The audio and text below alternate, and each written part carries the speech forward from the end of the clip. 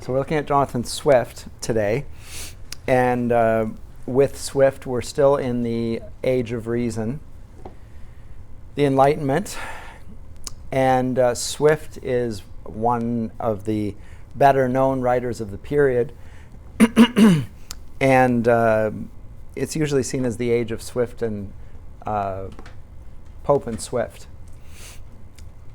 So they're the dominant literary figures of the period in England. And we saw with Pope, in The Rape of the Lock at any rate, he was writing a mock epic. It was satirical in the sense that he was poking fun at his audience there, which was the lady who's had a lock of her hair chopped off.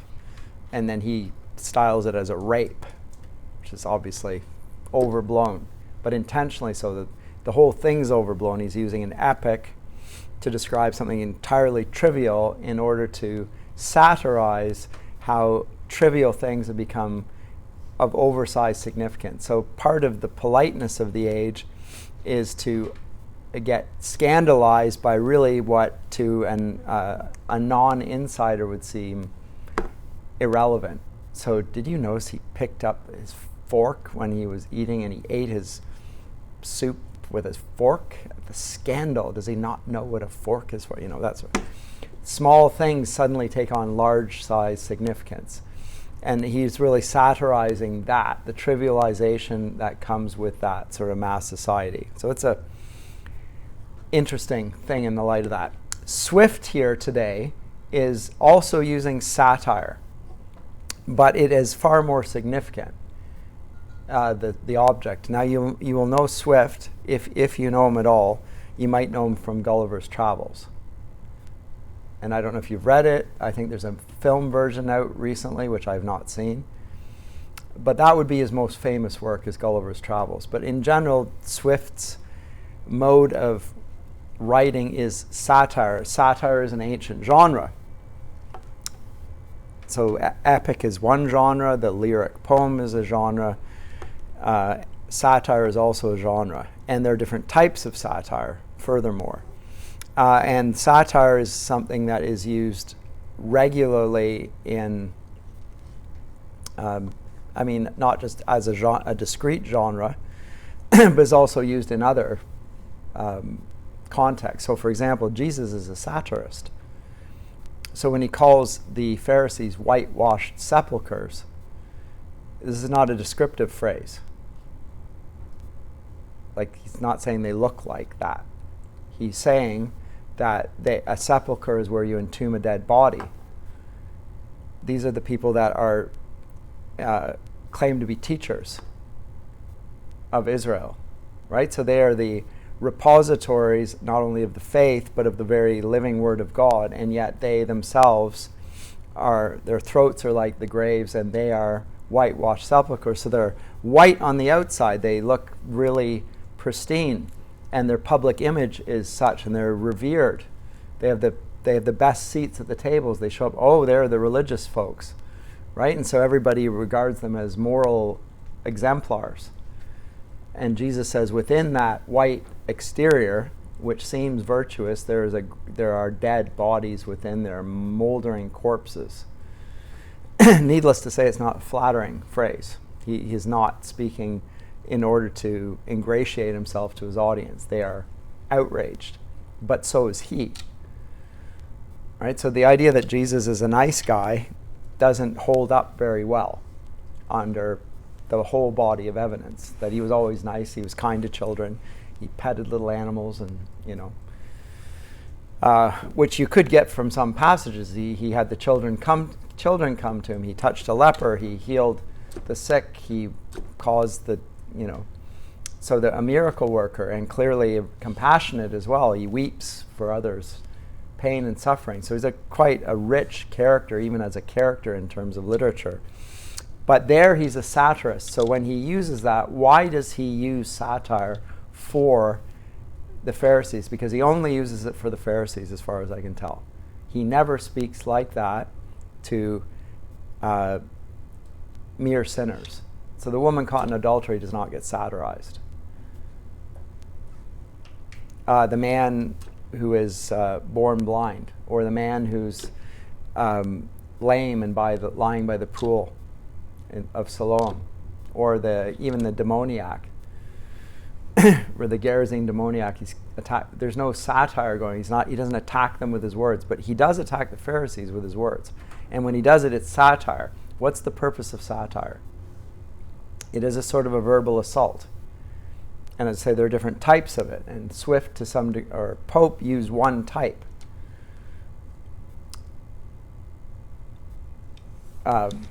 Swift is going to use another. And Jesus uses another as well. So the type that Pope used would probably be a Ciceronian satire. Urbane, witty, engaging. He likes his audience. He is ridiculing, but the ridicule isn't devastating. It's meant to check them and say, come on here. You're being a little silly. Right? So that's a sophisticated form. Now, Jesus does not use that form of satire. He's probably more likely using Juvenalian satire. And Juvenal, the Roman satirist, is known for his coruscating, blasting, sharp invective. I mean, it is taking a torch to his audience. In both cases, though, the purpose of satire is to reform his audience. And in both cases, there's an assumption of a conscience and a moral nature in his audience that can be reformed.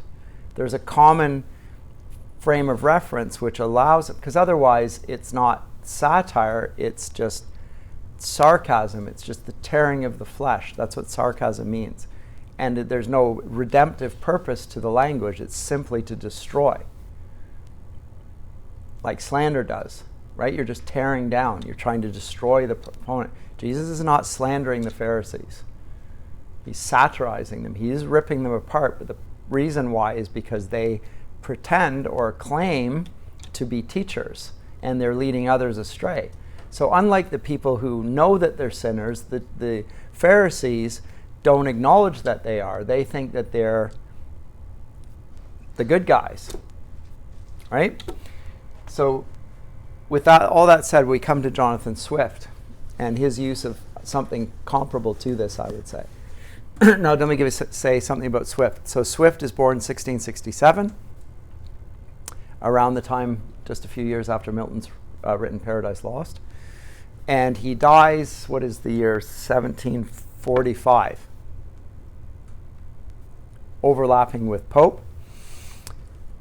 And a few other things. He's an Irishman, but he's also an Anglican. This is relevant information here.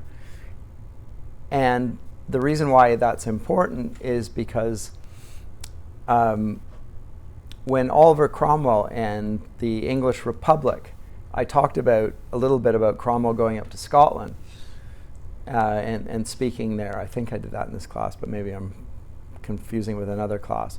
He also went to Ireland, and in both places there were rebellion against the Republic. In the case of Scotland, they wanted the whole of the Republic to be Presbyterian. Did I say that here? Yes, okay. In Ireland, on the other hand, Ireland was Catholic. And because of that, it was an immediate threat to the Protestant government of Cromwell.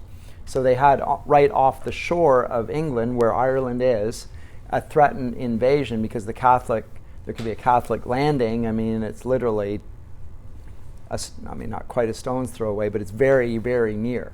So it's a military threat, physical threat. And Cromwell went across the Irish Sea and conquered the Irish effectively, and he left behind an English force, a garrison, to keep order and prevent the sort of rebellion the ranks. And the consequence of that is that he left landlords there, and the landlords were Protestants. When I say landlords, the lords of those areas. So he left an aristocracy who were Protestant and Anglican, because that's the official church of England. Whereas the people that they were ruling over were Catholics. So this is a different situation than Pope. Pope's writing in England to an English audience. He's a Catholic and he's effectively an outsider, but it's a different context, whereas Pope is writing as not only an Anglican, but as an Anglican clergyman furthermore. So he was a important church figure, ecclesiastical in Dublin, the capital of the Republic of Ireland, what's now the Republic of Ireland. But what he is decrying is the treatment of the Catholics by the Protestant aristocrats, and he shares with the Protestant aristocrats their religion. And the threat of Catholic Ireland to Protestant England was as real in his day as it was when Cromwell came over. There was always the threat there because Europe remained Catholic, and Spain and France were stronger powers than England was. So the threat of invasion and the threat to the reign was a real one. And he mentions that, at least it's there in the context of writing his modest proposal. And yet Swift here is writing what appears to be a helpful, scientific solution to everybody's problems. And what is the problem? The problem is that there are too many Irish. And there are not enough Protestants to keep them in check. And the Irish keep on breeding. They keep having children. And so the numbers problem just keeps growing. And this isn't just a problem of people, it's a problem of numbers and the threat. It's sort of, to use an analogy, it's like Israel under Egypt. Their numbers are too many. And there's a political threat that comes simply from sheer numbers. Like, what if they rise up? We can't put it down. So he's got that problem. He has a second problem, though, which is poverty. Rampant poverty in Ireland at the time. And he's aware of that, and he would have, context would be, of course, there's a discussion at the political levels and at the social levels of the problem of poverty in their midst. And remember, the Protestant aristocrats are supposed to be Christians. So on the one hand, their allegiance is to the crown, the king or queen of England, and there is a political dimension. On the other hand, they're Christians, so they have people under their care, under their dominion, who they are supposed to do something about. And there's the problem of poverty, and also of begging, and also of theft, because there's no work. So they have all the sorts of problems that we know of in our day of poor people. There's a lot of them. There's poverty, and then there's the things that come out of poverty, which is crime and so forth. So he's addressing all of that, and he writes in a vein which we are going to call satire. But there's a little bit of a twist on it, and the twist is that it's written in the age of reason. And so he will appeal to the economic advantages of his proposal. And he will appeal to statistics. Note the regular reference to phrases like computation. And he will effectively commodify people, and that's what putting numbers to names does. So everyone in this room has a name. You could also have a number. This is what they did in the Nazi death camps. They tattooed a number on your number so-and-so, right? So you've made somebody into a number and a statistic thereby, and you've thereby to some degree dehumanized them. So he's talking about, one, the way the Protestants have treated the Catholics. Two, the political element to this, and the very real threat to the British monarchy. But three, also the way in which his entire age, and not just in Ireland, but throughout the world, is using statistics to advance humanity's good at the expense of humanity. And this theme we're going to see throughout the course. Because from this point onward, science and regarding people as governable by science and scientific methodologies, etc., becomes stronger as time goes by. But here's the first objection to it, as it were. And I'm going to put this up on the screen here. But say, Swift is the Dean of St. Patrick's Cathedral in Dublin. And so in addition to everything I've said, they would expect him as a clergyman to be writing like a clergyman.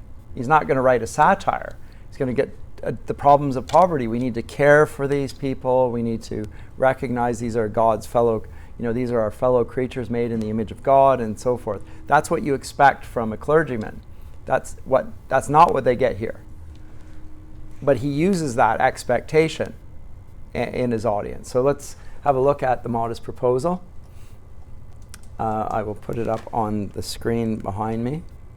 And I think I'll just there, and I'll move this out of the way so we can actually see it, I think. Ooh, don't pull that down. That almost came down. So give me 2 seconds here.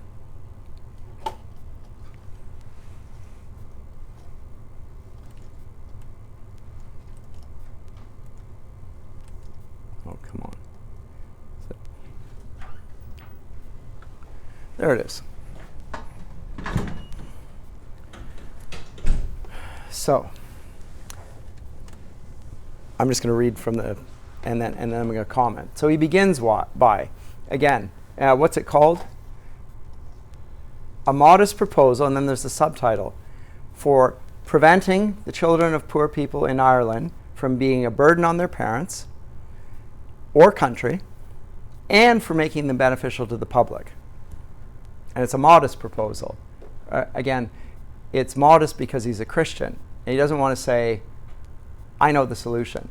Let me just present it to you in a gentlemanly fashion. Here's my suggestion. And it's not a radical solution, but it's just a modest way of addressing the problem. Now, even the title, A Modest Proposal, is ironic. Now, what do I mean by ironic? Does anyone know what irony is? At one point, I wouldn't have had to have asked the question. It's not much used these days. Irony, yes. What you don't expect. Not quite what you don't expect. It is when you say one thing and you mean the opposite. And you assume that the audience understands when you say this, you mean that. So there's a subtext.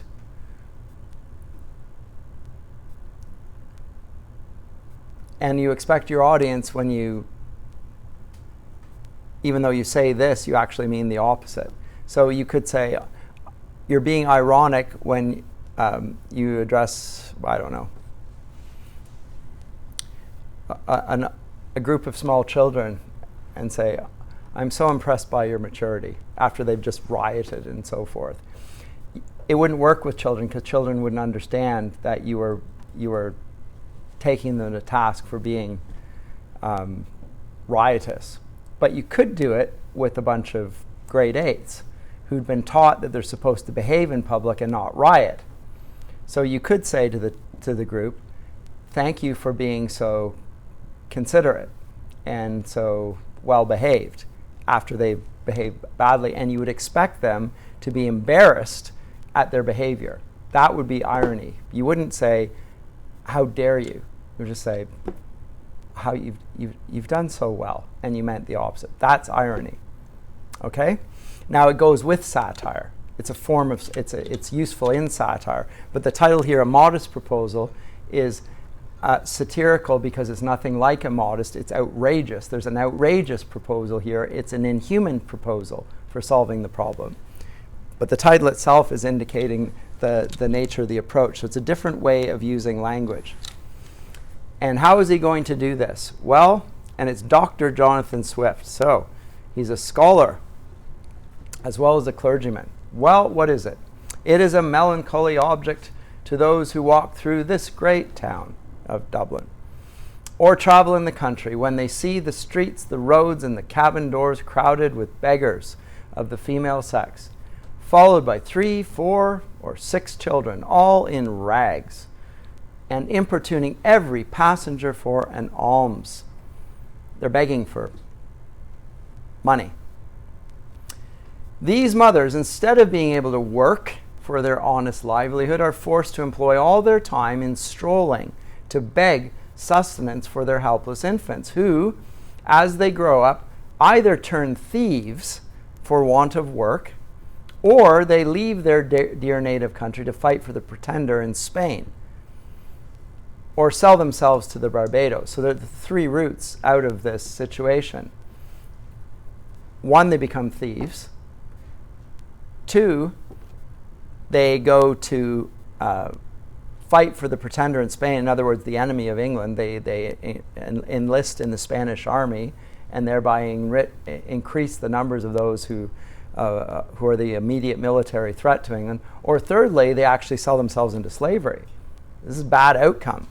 And by the way, Irish slavery is a real thing. We hear a lot about the African-American slavery, but Irish slavery is a real thing in the 18th century. Significant trade of Irish slaves in this period. Let me go on. I think it is agreed by all parties that this prodigious number of children in the arms or on the backs or at the heels of their mothers, and frequently of their fathers, is in the present deplorable state of the kingdom a very great additional grievance. And therefore, whoever would find out a cheap or a fair, cheap, and easy method of making these children sound and useful members of the Commonwealth would deserve so well of the public as to have a statue set up for a preserver of the nation. But my intention is very far from being confined to provide only for the children of professed beggars. It is of a much greater extent, and shall take in the whole number of infants at a certain age, who are born of parents in effect as little able to support them as those who demand our charity in the streets. As to my own part, having turned my thoughts for many years upon this important subject, remember he's a doctor, he's a thinker, he's thought about this a great deal, and maturely weighed the several schemes of our projectors, I have always found them grossly mistaken in their computation. So he has an objection on their numbers. It's the mathematics that the figures don't work. That's his main problem. He doesn't have a moral objection. He doesn't have anything. There's no practical objection. None of those. No, there's no ethical objection. It's that their computations are false. So what is this? It is true. A child just dropped from its dam. Now, do you know what a dam is? This phrase here, the word dam here. It's got nothing to do with dam with the N. A dam is the uterus of a female animal. The mother's dam. So a ewe or a calf or a cow or whatever, it's called a dam.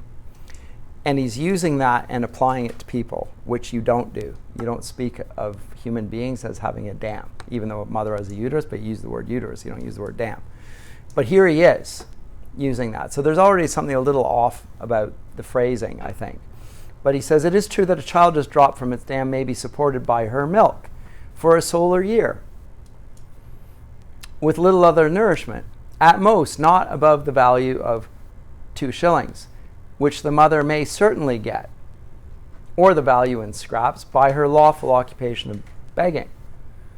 And it is exactly at 1 year old that I propose to provide for them in such a manner, as, instead of being a charge upon their parents, or the parish, the local ecclesiastical district that looks after that area, or wanting food and raiment, clothing for the rest of their lives, they shall, on the contrary, contribute to the feeding, and partly to the clothing of many thousands.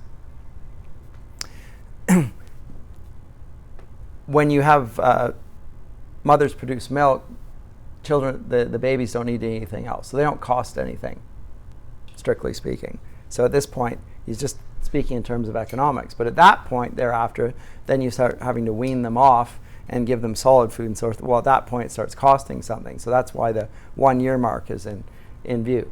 And there's likewise another great advantage of my scheme, which it will prevent those voluntary abortions.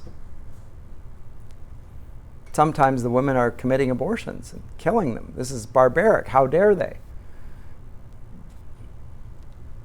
And that horrid practice of women murdering their bastard children. Alas, too frequent among us, sacrificing the poor innocent babes. I doubt more to avoid the expense than the shame, which would move tears and pity in the most savage and human breast. See, this is what the Catholics are like.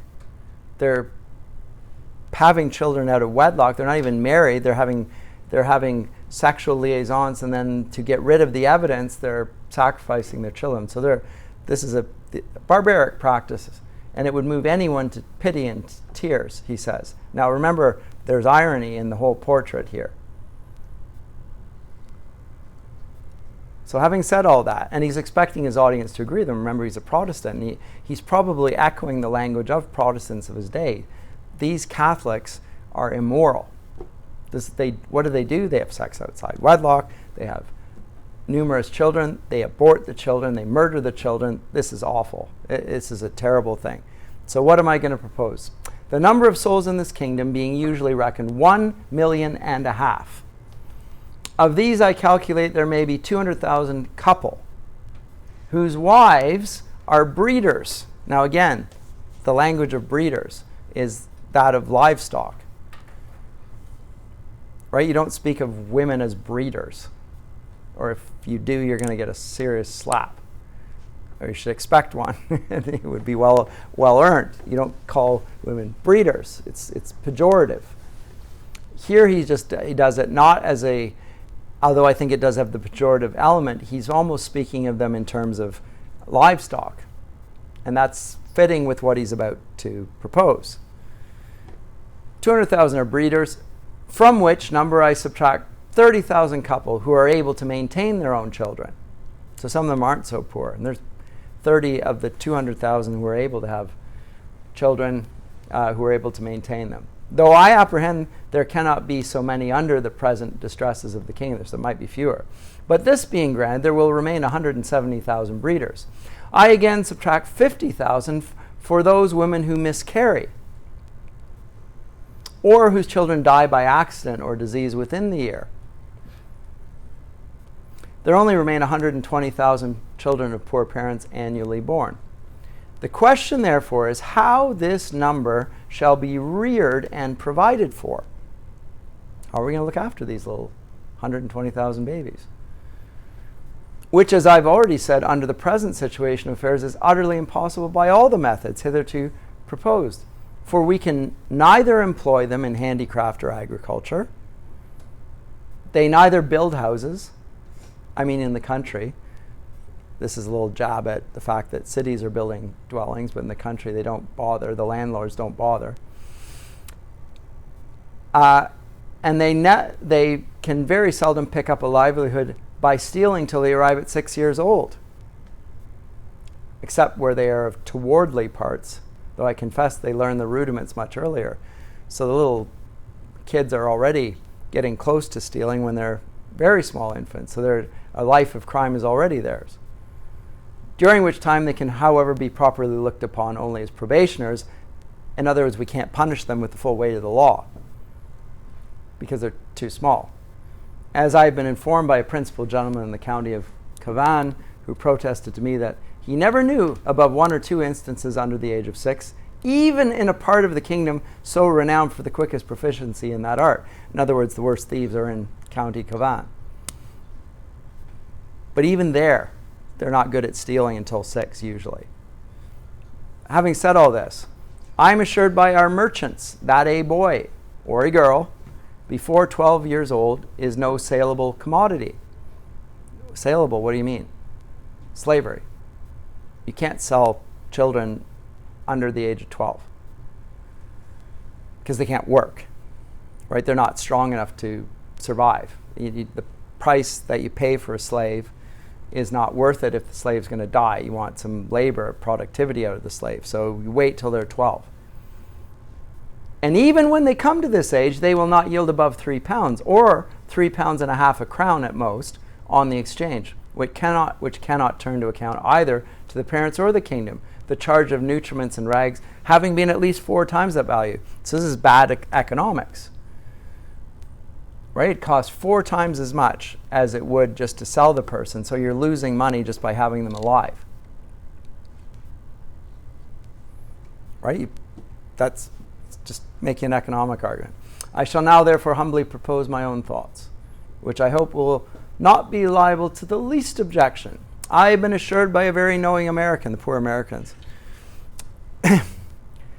of my acquaintance in London, that a young, healthy child, well nursed, is at a year old a most delicious, nourishing, and wholesome food, whether stewed, roasted, baked, or boiled. And I make no doubt that it will equally serve in a fricassee or a ragout. I do therefore humbly offer it to public consideration that of the 120,000 children already computed, 20,000 may be reserved for breed. So you keep 20,000 of them for the future stock, right? You can't wipe them all out because otherwise the economics, they don't keep perpetuating. There's not this steady supply line. Whereof only 1/4 part to be males, which is more than we allow to sheep, black cattle, or swine. Like if you got chickens, they kill all the male chickens except one because he serves the other roosters, right? But you don't need any of the others. You eat them. And my reason is that these children are seldom the fruits of marriage, a circumstance not much regarded by our savages. Therefore, 1 male will be sufficient to serve 4 females. Now, you know what by serve means. Well, basically, like you do with livestock, again, the service is the male mounts the female and it produces the offspring. So he's using agriculture terms, applying it to people. That the remaining 100,000 may at a year old be offered in sale to the persons of quality and fortune throughout the kingdom, always advising the mother to let them suck plentifully in the last month, so as to render them plump and fat for a good table. A child will make 2 dishes at an entertainment for friends, and when the family dines alone, the fore or hind quarter will make a reasonable dish, and seasoned with a little pepper or salt will be very good boiled on the 4th day, especially in winter. Now I have reckoned upon a medium that a child just born will weigh 12 pounds. That's a big baby. And in a solar year, if tolerably nursed, increaseth to 28 pounds. I grant this food will be somewhat dear, as expensive. But note he plays on the word dear. Right? So if you call somebody your dear, or if something's dear to you, you care for it, you love it. Here he means that, again, there's a bitter irony. The food will be somewhat dear, but you will have no care or regard for the humanity of the things, but it will cost a lot of money. And therefore it's very proper for the landlords, who, as they have already devoured most of the parents, seem to have the best title to the children. Now who is he aiming this satire at? The landlords, the Pharisees in his midst, those who claim to have true religion, unlike those Catholics who are, as we know, savages, because after all, look what they do. They have children outside wedlock, they have abortion, the children, they go around begging, they don't work, the children become thieves, etc., etc., or they become threats to the kingdom, they sell themselves into slavery, they give themselves away to the Spanish.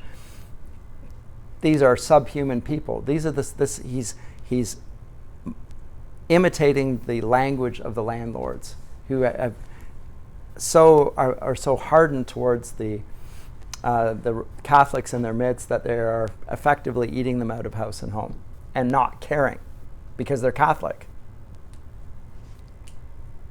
Infant's flesh will be in season throughout the year, but more plentiful in March and a little before and after, for we are told by a grave author, an eminent French physician, that fish being a prolific diet, there are more children born in Roman Catholic countries about 9 months after Lent, because during Lent they're supposed to refrain not only from eating certain things but from sex. So they've just been waiting for Lent. Once Lent is over, They have children, and 9 months later, there you go. Therefore, reckoning a year after Lent, the markets will be more glutted than usual, because the number of popish infants is at least 3 to 1 in this kingdom, and therefore it will have one other collateral advantage by lessening the number of papists amongst us. I've already computed it, the charge of nursing a beggar's child, in which list I reckon all cottagers, labourers, and 4/5 of the farmers, to be about 2 shillings per annum, rags included. And I believe no gentleman would repine to give 10 shillings for the carcass of a good fat child, which, as I've said, will make 4 dishes of excellent nutritive meat, which he hath only some particular friend or his own family to dine with him. Thus the squire will learn to be a good landlord and grow popular among his tenants. The mother will have 8 shillings neat profit and be fit for work till she produces another child. So there you go. Look at the advantages here. The landlord will have good meat. The tenant, the Catholics, will make a good wage. They'll start looking after their children rather than aborting them. They'll just sell them. Everyone wins. It will reduce the number of papists. What a great solution. Military threat, political threat, gone. Poverty problem, gone. Nutrition, it's great. They'll stop mistreating their children because they will regard them as a valuable commodity, so they'll start treating their children well. Those who are more thrifty, as I must confess the times require, may flay the carcass, the skin of which artificially dressed will make admirable gloves for ladies, little baby gloves. It's snake skin, whatever, but you have baby skin. And summer boots for fine gentlemen. As to our city of Dublin, shambles may be appointed. Shambles are like the ghetto. It's a poor area of the city. They may be appointed for this purpose, and this is where shambles are where the butchers are. That's in the shambles. This is in that area the city smells, because as you know, meat when it starts hanging, it starts smelling. So the shambles may be appointed for this purpose in the most convenient parts of it, and butchers, we may be assured, will not be wanting, although I rather recommend buying the children alive and dressing them hot from the knife, as we do roasting pigs. So don't kill them in advance. You let the landlord slay them so that they're fresh. A very worthy person. Now, by this point, everyone's repelled by the proposal, of course. Right? I mean, you may be, but so is his audience, and they're repelled by it. Now we come to the other purpose of satire. He does recognize in satire that his audience recognizes that there's a moral transgression in what he's describing. But the purpose of satire is to reform morals in his audience. He assumes that they know what right and wrong are. And he expects them to respond to the satire by stopping the exploitation of the Irish poor. He expects the landlords to consider the analogy that he's drawn. Now, admittedly, he has taken what they're doing and expanded it rather largely, but still there's an analogy between how they have regarded the Irish peasants as subhuman and what he's proposing. And he's saying, well, what's the difference? You're already condemning them to poverty, to theft, to selling themselves, to abortion out of desperation. Why not just eat them? Why not? He doesn't expect them to take him up on the offer, by the way.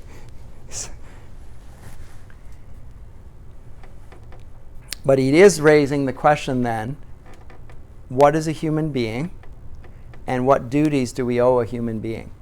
And does computation and the use of reasoning solve all human problems? So is the most rational and the most pragmatic solution to problems, is that the best solution? So he's raising the issue and the problem of ethics that comes from looking at human beings scientifically. And with that, I will submit to you that what Swift is doing is introducing a problem that doesn't go away in Western society thereafter. This is the problem of the Enlightenment. The scientific perspective looking at people as things, as numbers. You cannot quantify what a human soul is. And you can't place a value on somebody who bears the image of God.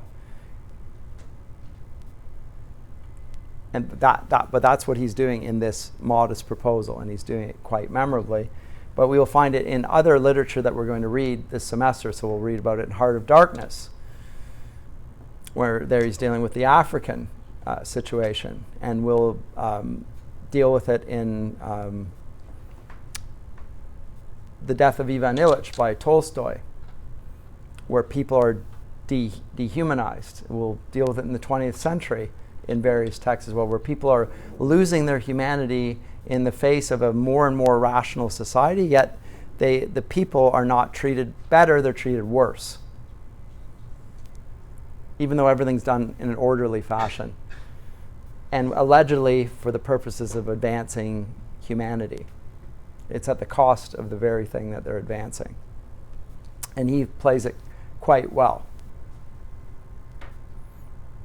But this is what he says and proposes is the eating. And note the practical advantages. Now that idea of utility, pragmatic, the cost, all of these things ignore the issue of ethics, or actually they don't.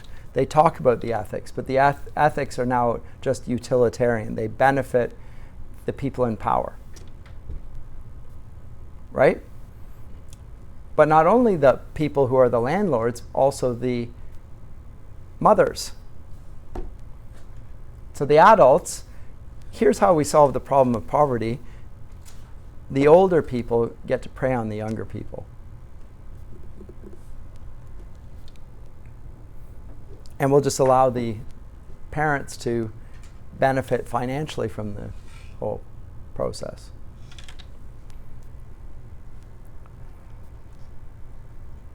The heck with the ethics of it.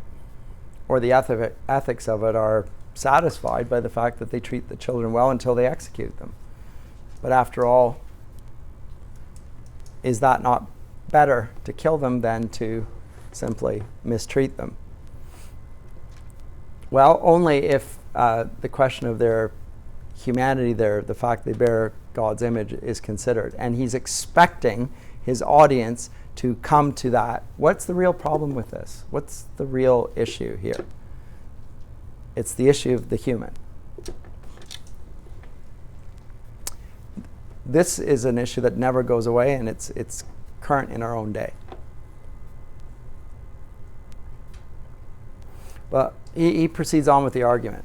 Some persons of a desponding spirit are in great concern about that vast number of poor people who are aged, diseased, or maimed. And I have been desired to employ my thoughts what course may be taken to ease the nation of so grievous an encumbrance. You know, the poor, the old, those with sicknesses, those who are maimed for whatever reason. But I'm not in the least pain upon that matter, because it is very well known that they're every day dying and rotting by cold and famine and filth and vermin as fast as can be reasonably expected. I'm not bothered by them because they're dying out as quick as we can expect them to die out. So he's first addressed the young. How about the old and the sick and the infirm? Well, I'm not worried about them. They're dying off as quickly as we can expect them to die. So again, he is showing that he has no concern for not just the beginning of life and its integrity, but the end of life. Now, in our day, we have the same issues in Canada in the areas of abortion and now assisted suicide, euthanasia, right? It's very same issues. Would this satire work in Canada were he to present it?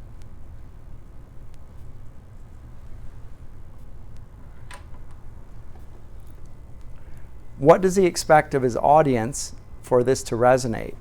He expects them to recognize that the babies are actually human beings. Is that a discussion point in the current discussion around pro-life, pro-choice? Are they even talking about the humanity of the unborn? And the answer is no. Not both sides at any rate, right? It's a one-sided we're talking about this, and like pro-choice, pro-life. One's talking about humanity, the other's talking about the inviolability of choice.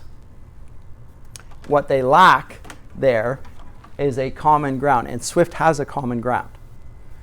Whatever they claim, the differences between them are, both the Protestant and the Catholic share the idea that all people bear the image of God. That is no longer the case in contemporary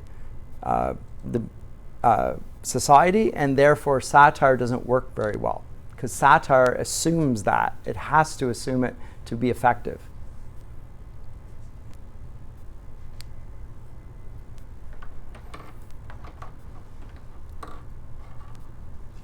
The appeal to reason has to recognize, again, common human touch points to operate upon. So this is why this is really powerful. I wonder if it would be whether it would work today. I don't know. And as to the young laborers, they are now in almost as hopeful a condition, that is, hopeful of dying. Note the irony. Who it's hopeful for whom? It's hopeful for the landlords, because the landlords want to deal with the Catholic problem, and the Catholic problem is get rid of them all. We don't care if they die. But they're in a hopeful condition. They cannot get work and consequently pine away from want of nourishment to a degree that if at any time they were accidentally hired to common labor, they have not strength to perform it. And thus the country and themselves are happily delivered from the evils to come. I have too long digressed, and therefore return to my subject. What are the advantages? Now he's going to list the advantages to his modest proposal. First of all, greatly lessen the number of papists, who are the principal breeders of the nation, as well as our most dangerous enemies. Okay. Secondly, the poorer tenants will gain pride in themselves, because they will finally have something valuable of their own. We won't just be looking after them. They have the pride of ownership. That's bitter. The pride of ownership that they talk about when you have a house now, there's pride of ownership. So your house has been like, well, now you're going to have pride of ownership with the babies. The babies are going to be commodified by the parents. These are no longer human beings that they're with an individual existence that they're to love and look after. They are commodities which you're going to look after, just like you polish up your car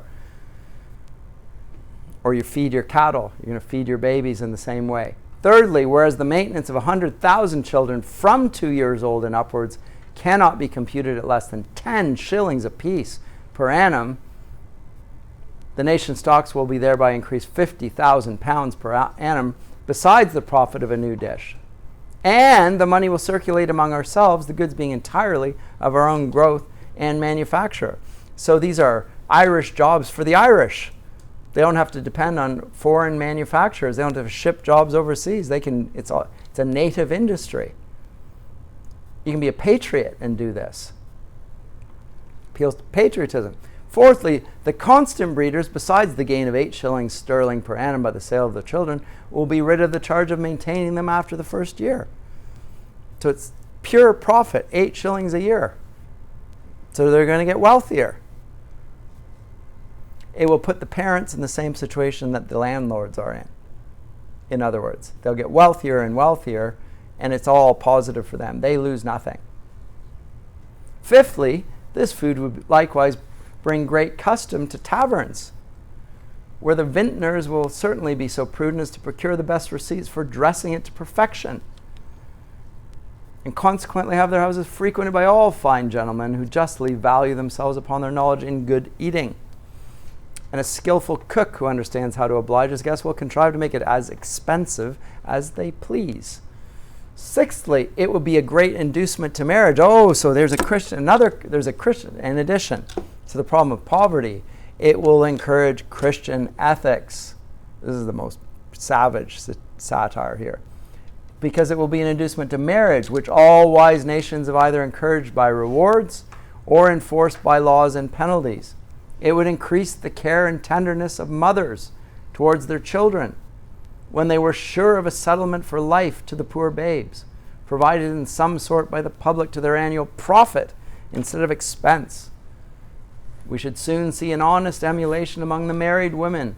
Which of them could bring the fattest child to the market? Be like the prize pig at the country fair. Who's going to bring the fattest baby at the end of the year? Men would become as fond of their wives during the time of their pregnancy as they are now of their mares in foal, their cows in calf, or sows when they are ready to farrow, nor offer to beat or kick them, as is too frequent a practice, for fear of a miscarriage. So the men will now love their wives rather than kick and beat them. Christian character. Many other advantages might be enumerated. For instance, the addition of some 1,000 carcasses in our exportation of barreled beef, etc., etc. But here there are too many things to consider here. There are too many advantages. How could one not accept this?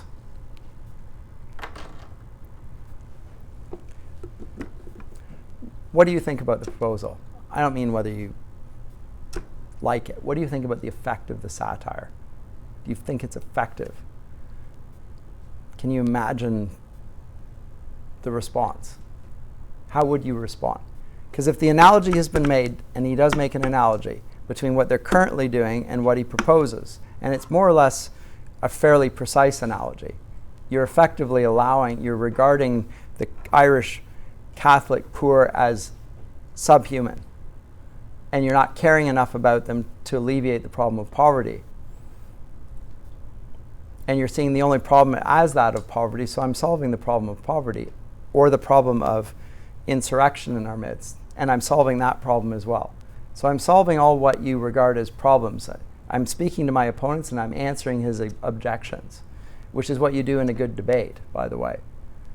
So my opponent says this, my response will address all of those concerns. And that's true. And it leaves the one thing that's not said unaddressed, and that is, what's the right thing to do? He never asks the question.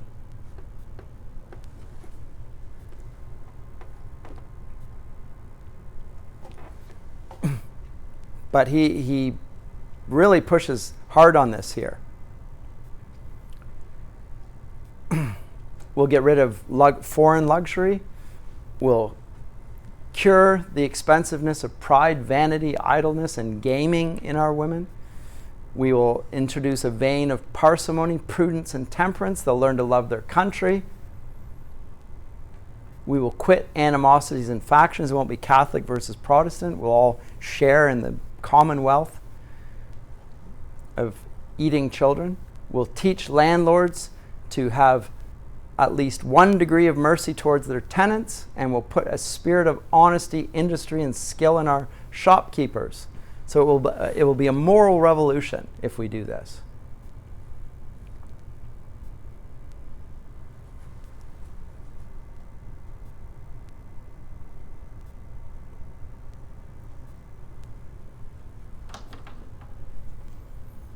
What do you think?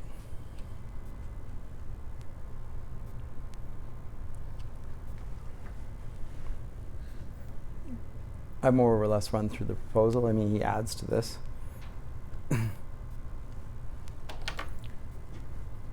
But he claims he's totally, he's a patriot. He's not interested in personal wealth from this. And he's just trying to promote the goodness of others and their advantage in the proposal. Can you see any analogies to this sort of proposal in our day in any way? I think this is one of the beauties of this work, is it makes you consider the language of practicality and utility and economic advantage and all of those sorts of things upon which elections are fought. It addresses social justice, social injustice, right? Ticks every box. This is the solution. It will mean that men treat women better. It will mean that they derive a sense of purpose and dignity in their life. They will get wealthier. All of these things. You could hardly find a better solution, actually. No, politician that proposed this might get elected.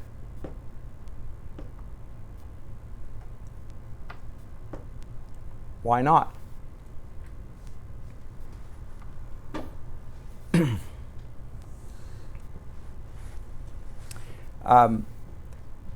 Aborted babies, the parts are sold for the parts, right? That's been recognized that that's happening. So the organs and so forth are being sold for, and also medical experiments. So effectively something like this is already happening. It's not being eaten. But the commodification of the unborn, and again the same thing when if you die, you can dedicate your organs, right? Say when I die, you can harvest my organs and use them for whatever.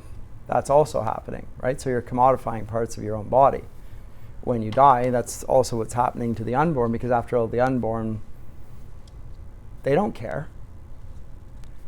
Is there an analogy there? I think there is at least an argument to be made.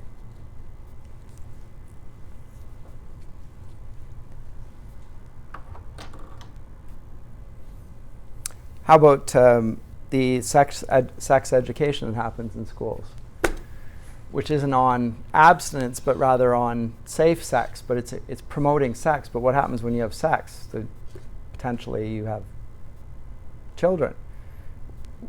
Why would you want to do an activity where effectively you're going to have an unwelcome circumstance, presumably, if you're young, which is having a baby result from it?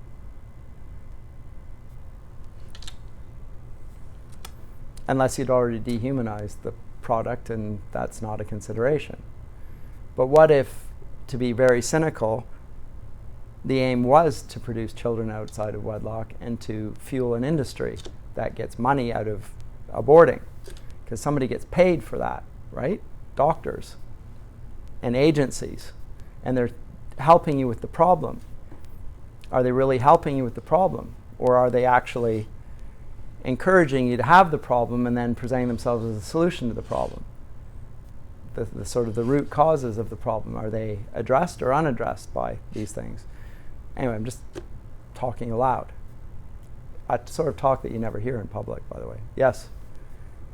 It kind of reminds me of those, like, the rumors about organ trading in China. Yes, like that and in India. Yeah, where they have like internment camps, and then if they need organs or something, they'll just go in there and find a prisoner and just kind of take Yep. organs. So Yep. You wake up without a kidney. Yeah, you can kind of see somebody potentially writing something like this in China, like if they weren't so like, Well, I think it could happen here.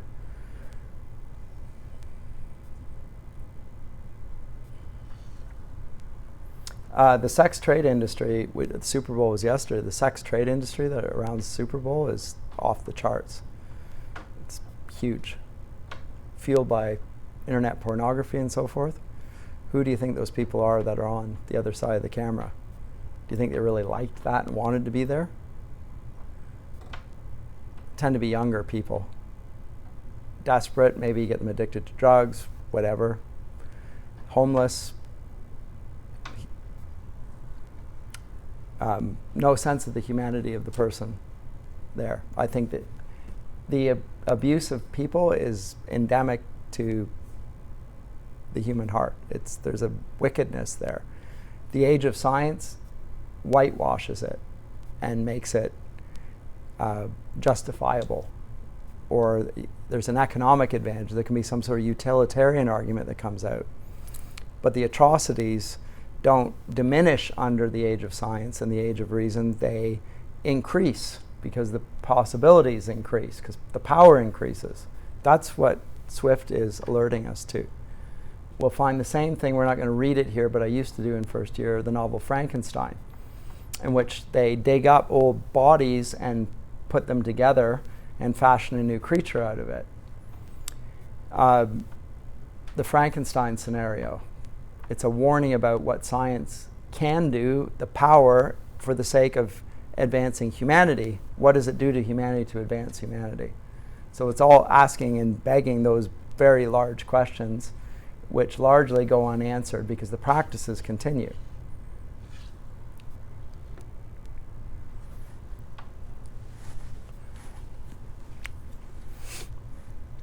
If it's not lawful to take organs from people who are adults and don't give their consent, is it lawful to do it to people who are not yet considered persons? Because they can't give their consent. You have to be a person to give consent.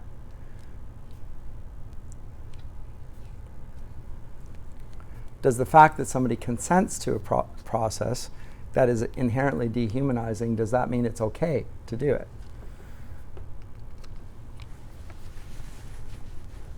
Because in the slave trade, you can persuade people to agree to it, and they will sell themselves, like they described in the Irish situation. They will actually sell themselves out of desperation.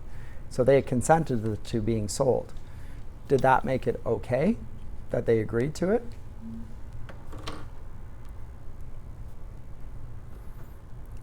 What's the moral argument against slavery? You ever thought about it? It's not racism, by the way. That's not the problem. Racism is not the problem with slavery. Or would it be okay if you sold people into slavery as long as they were the same color as you? Would that make it okay? That's not the issue. That's the superficial. That distracts from the problem. It's the dehumanization of somebody who bears the image of God. And that's the core issue here as well, and it's core in all of those.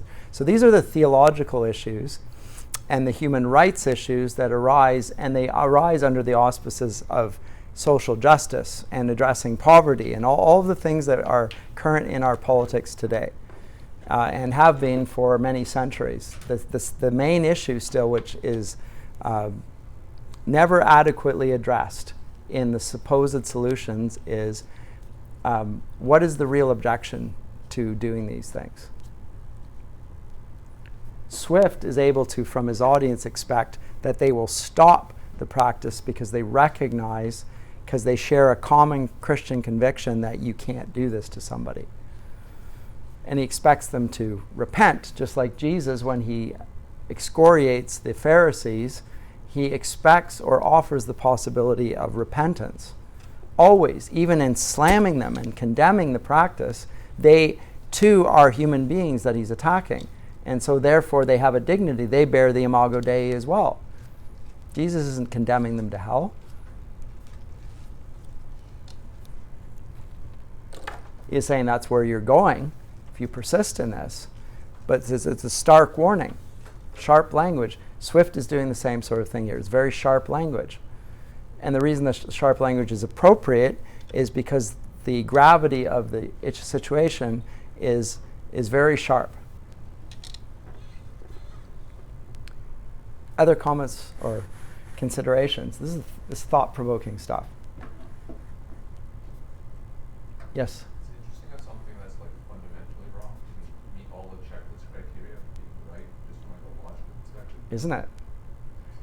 And that there, yes, so as you said, something that can be fundamentally wrong yet checks all the points of logically being correct. And that's what he's also satirizing above all, in my view, is the age of reasons suggesting that ethics are irrelevant, or they're a subjective thing, or they're different for different people. So for the British, we would never do such a thing. The English, no. The Irish, look at what they do. You know, they're savages, right? So it's a critique of pure reasoning that doesn't consider common humanity. So reasoning without a theological worldview attached to it. And as I say, Swift is able to do this in the 18th century because audience is Protestant and or Catholic, and they all know this is wrong and why it's wrong. It's not that it doesn't happen, but they know that it's wrong. And so there's a possibility of saying, okay, we're going to stop this. It's the same thing that moved the abolitionists in the 18th and 19th centuries in Britain and then in America to get rid of the slave trade, the African slave trade. It's not, we shouldn't treat black people this way, or Africans. We shouldn't treat people this way. And they are people, irrespective of the difference. And here it's the difference of religion, and nationality, there it's a difference of race. But in each case, the common denominator is humanity. And that's the real issue. And to some extent, to follow on your point, to get distracted by the secondary issues like race or nationality or religion is to evade what the real issue is. That's the effect of it. And that's my concern about contemporary politics when it gets into all that social justice, identity politics, that sort of stuff. I think those are not insignificant issues, but if we focus on them, we miss the main issue here, which is something we all ought to be able to agree on. But we would have to have an agreement that we all share the image of God then. That would be our base point. And then we can move forward together in that way. But I'm not hearing that. Yes, but that good observation. Yeah. Anyone else? That would actually be a reason why it wouldn't, a modest proposal wouldn't work very well in the modern day, because people wouldn't know if he's actually being serious, because they wouldn't be able to tell whether Jonathan Swift is, actually believes this or not, because they can't know if he's Christian or not. That would be an interesting experiment. I've never done it in first year, not given a context, but just read it, and whether somebody might think he was being serious. I've never tried that. Because he was the master of divinity or whatever. Right, he's the dean of Saint, Everyone would know that he was Christian. They would know he was a Christian. They would expect certain things, a tone from him, and he's speaking on behalf of the rulers as opposed to all of those things. They have certain expectations of him. But we wouldn't have the same now, in part because clergymen no longer have that sort of esteem socially either. That, it's the Reverend so-and-so, well, then he must be proposing something that's kind and good and so forth. I mean, it's not that Christian reputation is totally exhausted, it's capital, but it's been sullied by bad clerics for a long time. You don't usually meet people of integrity, so when you do meet them, there's a real power.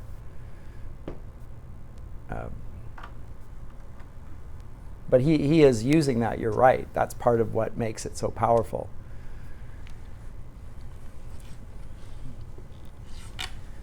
And he's really asking for a reformation of religion there then. You say you're Protestant and therefore your religion is true and the Catholics is not, then why are you not acting accordingly? Yeah.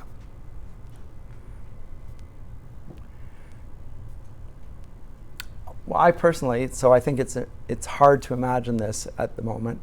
I still think that people know what he has said.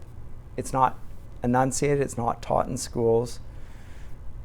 It's very divisive in terms of the way history is taught and other things are taught. They're through the lens of one's identity and so forth, but the identity is not human. What's my identity? I'm a human being. I bear the imago Dei. It's superficial things, right? So it's hard to get to the common ground if you don't start from the common ground. I still think people have a sense of the common ground and they argue for it, or they can argue for it, but maybe I'm just an optimist, which I am, yes. Like the imago Dei kind of idea is mirrored in the government of the Western world, like charters and stuff. So right. Even if they're not Christian, they still have that to follow. They used to. But that is the charter. So in this country, the Charter of Rights and Freedoms, what does it mean? Equality under the law. It doesn't matter if you're a Catholic or a Protestant. The law applies to you equally. You will be judged by the same standard. It doesn't matter if you are born in this country or born abroad. If you break the law, you will have the same standard applied to you. It doesn't matter if you are the Prime Minister or you are the poorest person you can imagine without the privilege and so forth. If you break the law will apply to you. That's the common ground. You're right. And there's certain things that go with that. And that is a Western distinctive. And I think we're losing that distinctive. Every time there are special interest groups getting their way and the law is not being applied without prejudice, it undermines that sense. But that can be fixed by people who insist on the rule of law being followed. Right?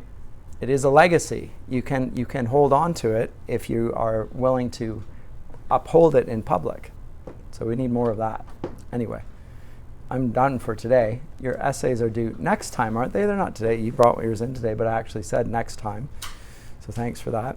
And I think we move on to William Blake next time. Am I wrong? I think we're on to William Blake. I'll see you then.